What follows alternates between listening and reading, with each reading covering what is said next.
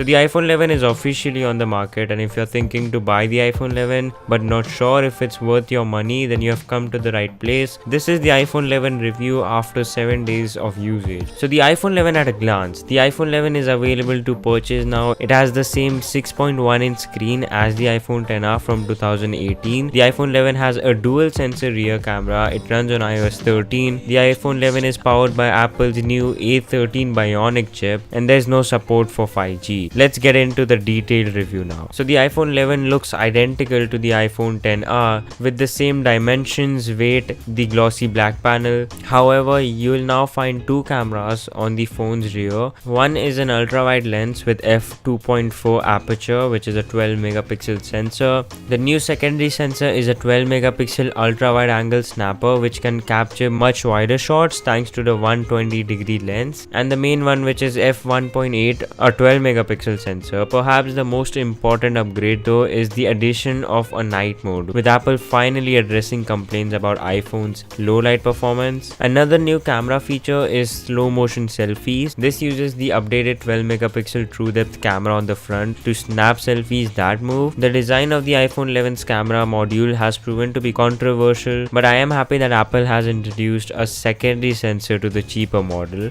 In good lighting conditions, the iPhone 11's camera performs even better. Images are full of detail and vibrant color.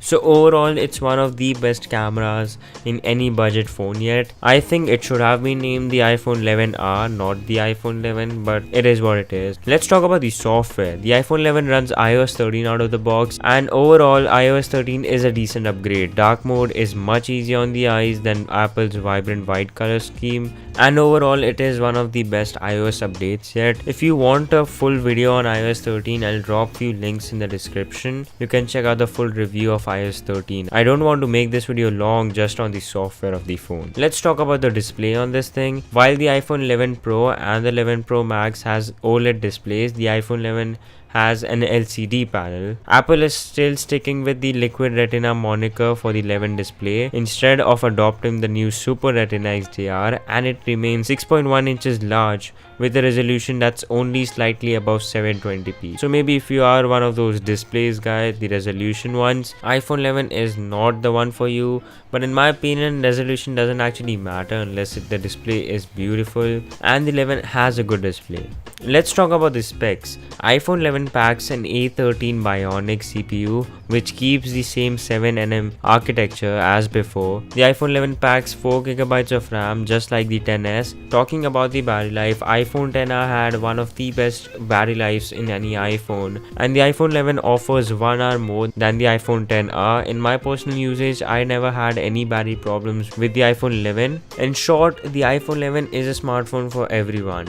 While it lacks the polished finish and the extra camera found on the 11 Pro, it delivers where it matters. Performance is exceptional, battery life is great, and the camera is one of the best I've tested compared to the iPhone XR. Better than expected battery life, and it is cheaper than the iPhone XR. Although the iOS 13 is a little buggy, but I guess it will be fixed in future through software updates, and the screen resolution is low compared to competitors. But overall, it's a good deal, so you can definitely go for it. I have the iPhone 11 Pro Max as well, so I'll be testing that out and I'll be posting my review on that, so make sure you subscribe to the channel.